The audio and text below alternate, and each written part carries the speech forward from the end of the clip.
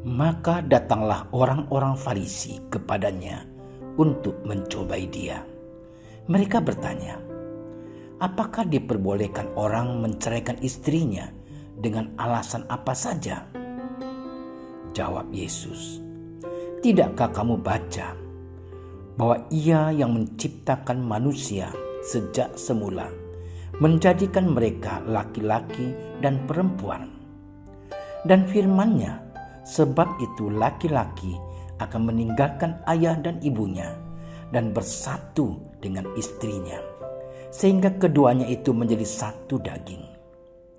Demikianlah mereka bukan lagi dua, melainkan satu. Karena itu, apa yang telah dipersatukan Allah tidak boleh diceraikan manusia. Kata mereka kepadanya, jika demikian, apakah sebabnya Musa memerintahkan untuk memberikan surat cerai jika orang menceraikan istrinya? Kata Yesus kepada mereka, karena ketegaran hatimu, Musa mengizinkan kamu menceraikan istrimu. Tetapi sejak semula tidaklah demikian. Tetapi aku berkata kepadamu, barang siapa menceraikan istrinya, kecuali karena zina, lalu kawin dengan perempuan lain, ia berbuat zina.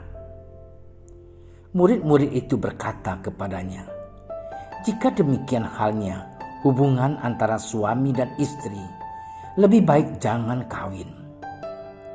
Akan tetapi ia berkata kepada mereka, tidak semua orang dapat mengerti perkataan itu. Hanya mereka yang dikaruniai saja. Ada orang yang tidak dapat kawin karena ia memang lahir demikian dari rahim ibunya. Dan ada orang yang dijadikan demikian oleh orang lain. Dan ada orang yang membuat dirinya demikian karena kemauannya sendiri, oleh karena kerajaan surga. Siapa yang dapat mengerti, hendaklah ia mengerti. Demikianlah Injil Tuhan.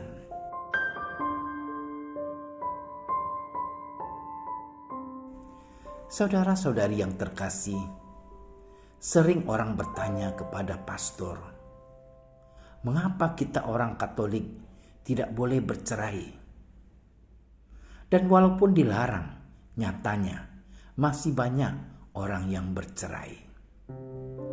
Saudara-saudariku yang terkasih, hal semacam itu juga ditanyakan oleh orang-orang Yahudi, orang Farisi kepada Yesus dalam bacaan pertama hari ini untuk mencobai dia. Kita tahu jawaban Yesus yang tidak menyetujui perceraian. Akan tetapi Yesus ingin agar kita mengetahui secara lebih luas tentang kasih Allah yang tiada batasnya, yang selalu setia kepada kita, walaupun kita sering tidak setia kepadanya. Realitas pisah dan cerai tidak hanya terjadi dalam hidup perkawinan dan keluarga saja, tetapi juga dalam semua aspek dan bentuk hidup dan kerjasama antar manusia. Misalnya persahabatan, kongsi dagang, partai politik, kerjasama internasional. Lalu dalam konteks semuanya ini, kiranya apa yang dimaksud oleh Yesus untuk kita semuanya? Menarik adalah jawaban Yesus yang berbicara tentang satu daging. Dia mau menyampaikan pesan tentang kehidupan, bukan sekedar sebuah perkawinan saja, tetapi tentang keutuhan hidup yang tidak bisa dipilah-pilah, dipotong, dipisah, dan diceraikan oleh siapapun dan dengan alasan apapun. Saudara-saudari yang terkasih, dalam perjanjian lama ditampilkan bagaimana perjanjian Allah dengan bangsa Israel di Gunung Sinai seharusnya berjalan dengan saling setia. Tetapi bangsa Israel tidak setia. Allah yang selalu setia pada perjanjiannya. Karena kasih Allah, Ia tidak memberi hukuman kepada bangsa Israel yang tidak setia, melainkan memberikan pengampunan dan memberi kesempatan untuk bertobat. Karena Allah Maha Kasih dan Maha Besar.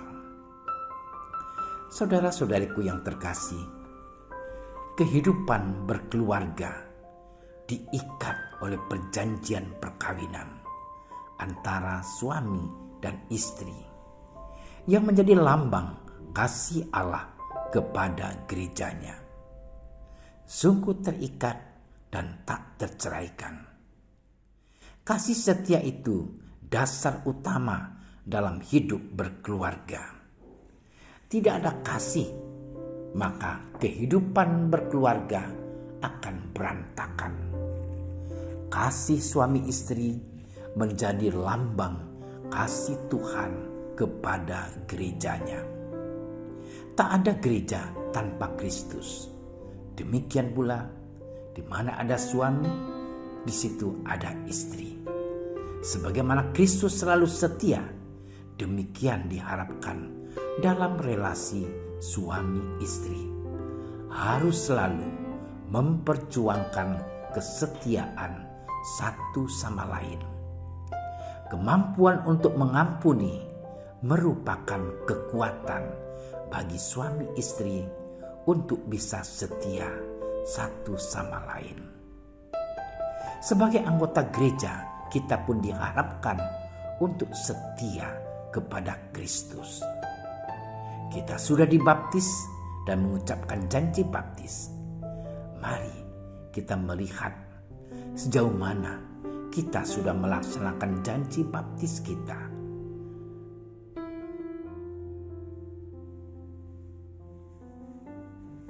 Tuhan Bapa yang Maha Kasih, kami bersyukur atas kasih dan kesetiaan yang selalu Kau berikan kepada kami.